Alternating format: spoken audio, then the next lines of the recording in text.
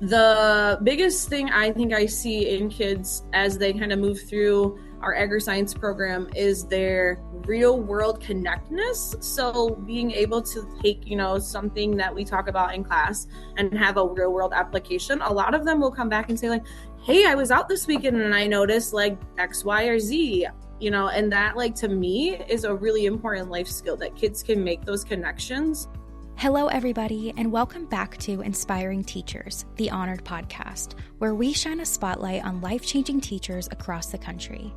I'm Hannah, your podcast host, and our podcast is brought to you by Honored, which is a national nonprofit organization dedicated to honoring and elevating great teachers nationwide.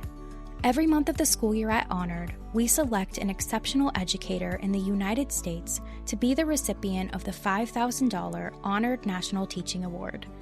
To learn more about our organization, you can visit our website at honored.org. We are so excited to have you listening in on another Honoree podcast episode. This month, we are celebrating National Agriculture Week to recognize and celebrate the contribution of agriculture in our everyday lives. In recognition of this celebration, we are honored to share the story of our March Honoree, Kera Reterstoff, a high school Agriscience teacher and FFA Advisor at Ravenna High School in Ravenna, Michigan. She was nominated for this award by her student Kodi Hackenberg. To help share the impact of Mrs. Reterstoff's teaching, we are joined today by Kodi and Kodi's mom, Jamie.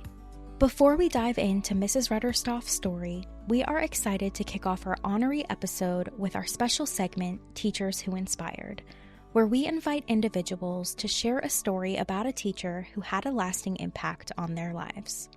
Today, we're thrilled to have our guest on our special segment, Brent DeSager, the 2025 to 2026 Michigan FFA State President. He graduated from Ithaca High School in 2025 and is currently at Michigan State University studying biosystems engineering with the intention of becoming an agriculture engineer. Growing up on his family's dairy farm, he has always had a deep passion for agriculture. This fondness deepened when he entered high school and began taking agriscience classes. Not only did this foster his interest in agriculture and its relation to science, but also led him to be passionate in advocating for agriculture and what quickly became his other passion, FFA. Through FFA, he was able to expand his leadership and knowledge, all of which culminated in his year of service as the Michigan FFA State President. Hi, my name is Brent DeSager, and I am serving as this year's Michigan FFA State President. As I serve the over 10,000 students of Michigan FFA, I will never forget what it was like to be one of those students and the path I took to get to where I am today. That path was shaped by one person, my agriscience teacher, Miss Leslie Siefka at Ithaca High School. As I went through sophomore, junior, and senior year, taking animal science, plant science, and greenhouse management with her, she quickly became a mentor to me in my FFA journey and beyond. Her kindness, patience, and confidence in me gave me the strength to run for state office and become a leader to members just like she was to me. She made me feel like I wasn't just one of 10,000, but like I was one in 10,000. She represents the heart and determination that goes into being an educator, and I will forever be grateful for how she has impacted me. Throughout the rest of the episode, we'll share Mrs. Reterstoff's story and the incredible impact she has on her students. To start us off, you'll hear from Mrs. Reterstoff, who reflects on what led her to teaching as she grew her childhood passion for and connection to the environment in agriculture. I was like Kodi in high school, straight A student, loved to be involved in everything. And when I got asked as like a junior in high school, like what I wanted to do in the future, I really actually kind of looked more towards like a scientific background. So I went to study food science at Michigan State University. Loved Michigan State when I got there, but realized that I did not like science as much as I thought I would. Didn't like chemistry, like wanted to take a ton of chemistry, and that was required for food science. So I actually kind of was in a mentorship program at Michigan State called RISE. It stands for the Residential Initiative for the Study of the Environment. I grew up being outside. I love spending time outside and in the environment. So through that program, I found the degree in education, specifically for agriculture. And I really liked it because it's different than your normal traditional courses like history, English, that sort of thing. And my grandparents were dairy farmers, so I have a connection to agriculture. I really like to see why, people grow the food they do, and where does our food come from. I think that's really important that people learn about. So I changed my major my freshman year of college and haven't looked back. And really along the way, I just loved being a lifelong learner. I love learning new things. I love sharing that information with others. So that's kind of driven me on my path as being an educator. To learn more about Mrs. Reterstoff's impact, we talked with her student, Kodi Hackenberg, who shares what led her to nominate her teacher. She talks about Mrs. Reterstoff's kindness and commitment to teaching beyond what is expected of her. So honestly, I came across Honored, I think through like an email or something. And so like I clicked on it, read about it a little bit, and I was like, oh my gosh, like this is really cool. I would really love it if I got to like honor one of my teachers and they got reward for all of their hard work. And at the time, I had Miss Svetterstoff as one of my teachers. She was my CCR teacher. And were going through like a bunch of FFA contests and everything. And Miss Svetterstoff is just always like really kind. She's just a great time. Like in FFA, we're always doing a lot of fun things together. And she devotes like a lot of her time like outside of school so we can do well in our contest. Like we just had our contest last month, and like she would stay after school like multiple days throughout the week, and she has a child and she brings her daughter to practice, and I absolutely love her. And it's not always the easiest thing, and she devotes all of her time to us. I'm just really appreciative of all of her hard work. The National FFA organization develops leadership, personal growth, and career success through agricultural education. Through the organization, students participate in growth-oriented activities such as speaking contests and career development events. As an FFA advisor, Mrs. Reterstoff shares how these opportunities allow students to step outside of their comfort zones and develop invaluable personal development skills. So people who maybe do know a little bit about FFA used to know that it stood for the Future Farmers of America. It doesn't necessarily stand for that anymore. It's just the National FFA organization. That name changed in like 1990. But the whole mission of FFA is to develop premier leadership, personal growth, and career success through education. So any student that is in an agriculture class in Michigan is an FFA member, and they get the chance to do things like speaking contests where they, either write their own speech and they present it, or they're part of like a presentation team talking about an agricultural issue. The other thing that they can really do in FFA is what's called a career development event. So in these career development events, they focus on like technical skills, hands-on based things where students learn, memorize those technical skills, and then they perform some sort of practicum at that. So a lot of people, it depends on the kid, but most of them kind of gear towards those TDEs. But a lot of kids actually find themselves to be more successful in a speaking contest than they initially thought, because they're willing to put themselves out there and try something new and see like they actually enjoy it and they're not really scared to speak in front of people anymore. So it really is just a huge leadership development organization.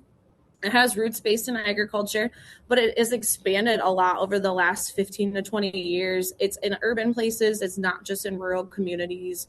And it's actually in all 50 states, plus Puerto Rico and the Virgin Islands. During her freshman year, Kodi joined FFA after struggling to feel a sense of belonging on the school's volleyball team. As she transitioned into FFA, she found a new sense of support and community. Through this program, she has gained confidence, assurance in her speaking skills, and a sense of preparedness for the future. I joined FFA my freshman year, and right before that, I had been in volleyball, and it didn't go super well. Honestly, I had been super involved with it throughout middle school and was hoping I was going to stay involved with it in high school, but I just had like a really awful experience. And so when I joined FFA, like everybody was like super like inclusive and inviting. It was just like a lot of fun. Like it didn't really matter if you were good at it or not. Like you were just invited and welcome, and you felt like everybody wanted you to be there. So that was like probably one of the biggest, like when I talk about my confidence booster, that was probably like one of the biggest points of it. And then also, like, you learn so many, like, just public speaking skills along with it, and just, like, how to answer things like interview questions, and I wrote a speech, and I presented it in front of people and memorized it all. So just, like, a lot of things, like, talking to other people and those kind of, like, speaking skills has given me a lot of confidence as well. And, yeah, it just kinda, like, prepares me for my future, so, like, I'm just more prepared for things to come. Kodi's mom, Jamie, saw a transformation in her daughter as she joined FFA and enrolled in her first agriculture class. From being willing to try new things, to feeling more comfortable taking risks and finding confidence in who she is, these experiences have allowed Kodi to grow inside and outside of the classroom. We've just watched her confidence grow. In the beginning, when she took her first ag class, you could tell she wasn't quite sure, like, if she was something she'd be interested in or how far she'd go. And then she said, well, my teacher suggested I try like this in this contest coming up. And it didn't sound like something that she would normally do. But you could see, like, the more that she practiced and she stayed after school and, just worked with Mrs. Reterstoff about it. Like, you could just see her come out of her shell. And now, like, after she did it the one time and then realized, like, hey, like, this isn't so bad and all these kids are so friendly, and her confidence has really grown quite a bit. And it's nice to see her coming out of her shell, going out of her box more often, and like trying new things and continuing to be confident in new things. Pre-professional classes are vital in helping students build skills for their future.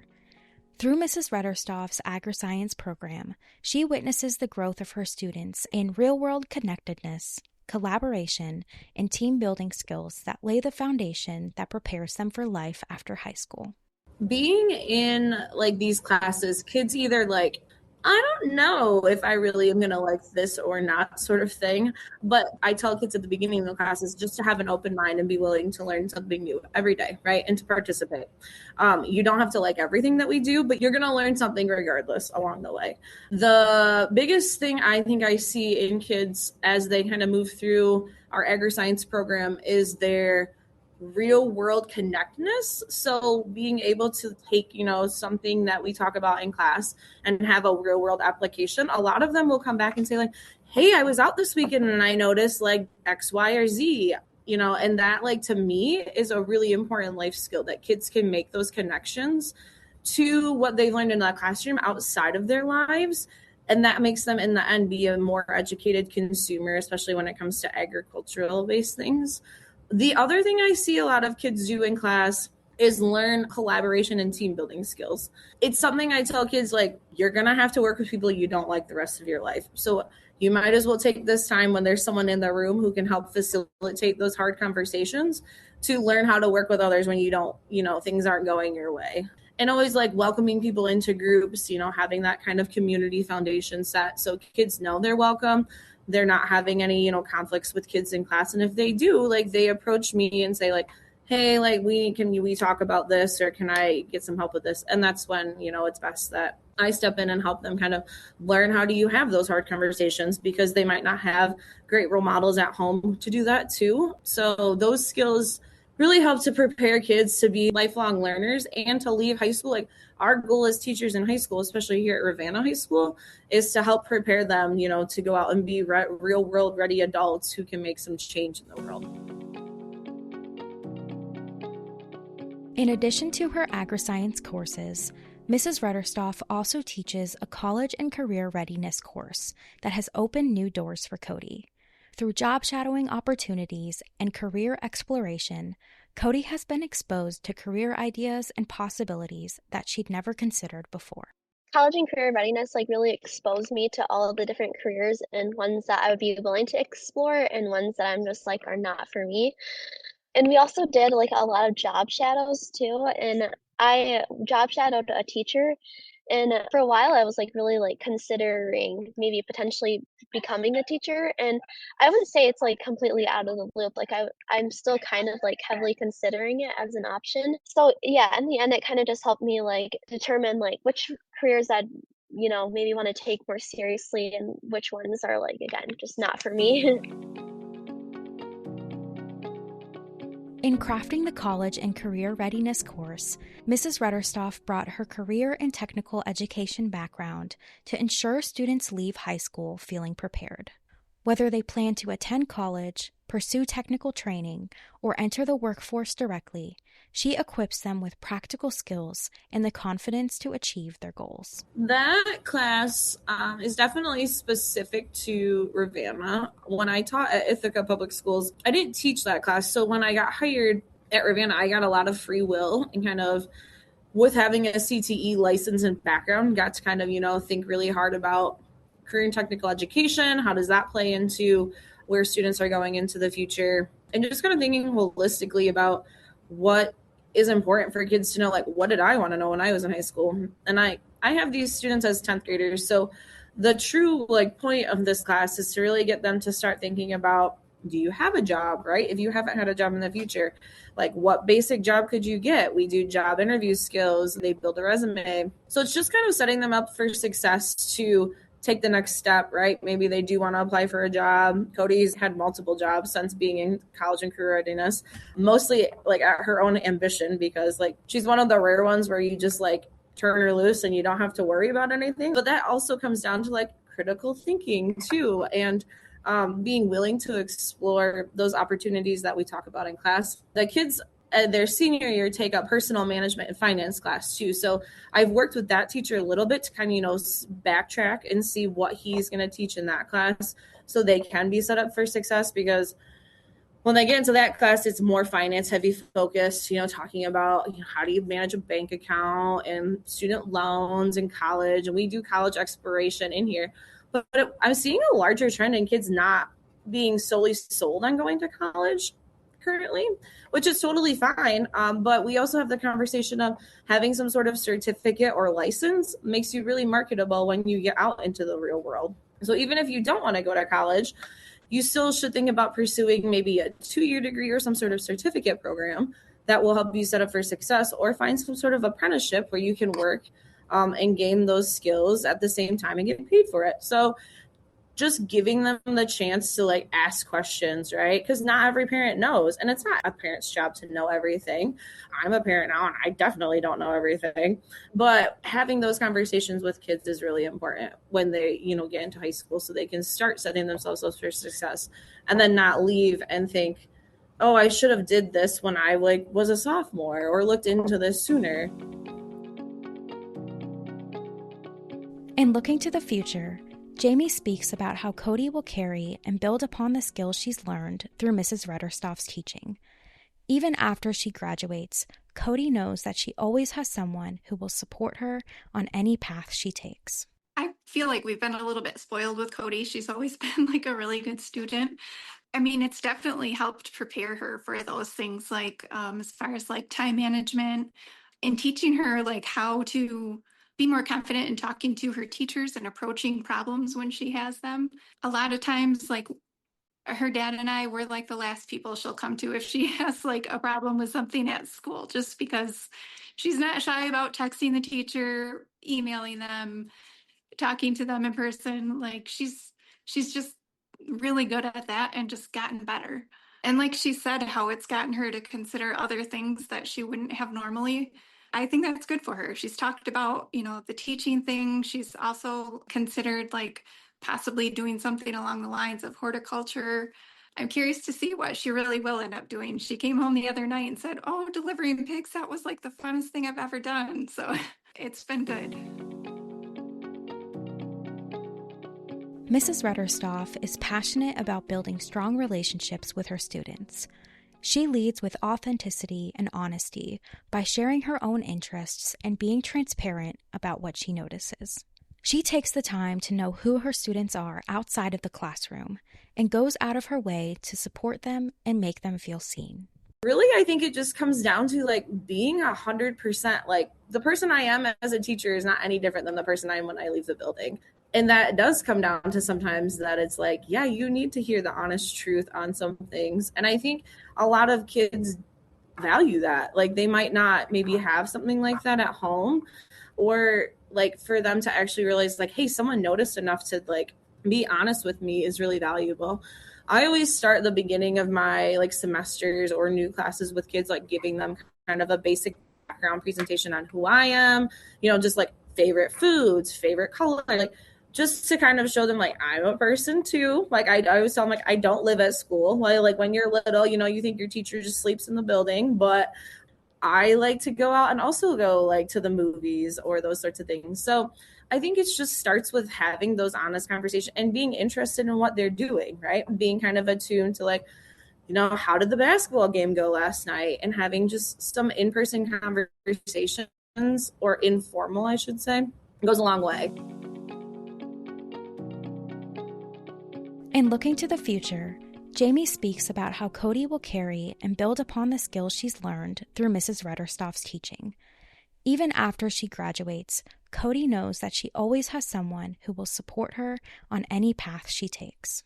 I think outside of like the things we've talked about, how Kodi's like grown in her confidence and she's like learned new skills that she'll continue to use in her future professionally, in school, all the things. I think she's just going to continue to build on those things. And, even as a start, I think that's like a great foundation for things yet to come. And just knowing like, even like on a personal level, I think Kodi feels like she has like not another set of parents, but she has like this resource that she can confide in and trust to ask like the hard questions, and, know that if she needs more information on something, like I'm thinking about doing this, can you give me some feedback? And they'll give her like honest feedback and support her in different things. I mean, I think that's just as valuable. And I think she's happy to have that. I think that just helps add to like everything she's learning. In reflecting on her teaching, Mrs. Reterstoff shares that the most rewarding moments are when she sees her students step outside of their comfort zones and achieve their goals. She enjoys watching her students' determination in challenging themselves to discover new strengths. Even after they leave her classroom, she is there to be a steady source of support and encouragement. I love to see everyone leave here and be successful.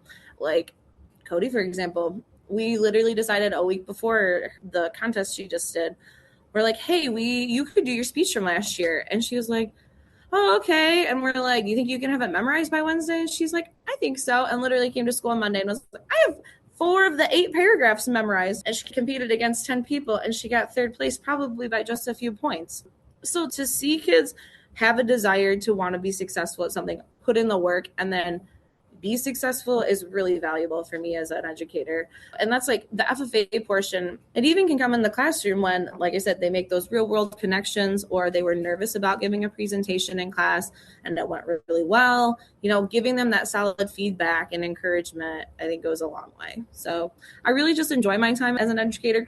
I still talk to some kids that I had as students in Ithaca, and actually a couple of them are teachers now, and they'll text me every once in a while and just like say, hey, like I thought of you, or like I'm doing this in class. And like to me, that is like the most valuable thing I can get out of being a teacher, is to see someone be successful, enjoy what they're doing, and just be willing to like reach back out to me if they even think of me, or like when they have questions on something, because you're a lifelong learner. I'm a lifelong learner. am glad to help you where I can in the rest of your life. Thank you so much for listening and joining us today to learn more about Kera Reterstoff, our March Honoree and recipient of the Honored National Teaching Award. To read more about her story, you can visit our website at honored.org or click the link in the episode description. If you have a teacher who you want to recognize and nominate for our teaching award, you can head to honored.org/nominate to recognize a teacher today. If you enjoyed today's episode, you can follow us and leave us a review on whatever podcast platform you're listening in from. Thanks again for listening, and make sure to tune in next month to hear the incredible story of our April honoree.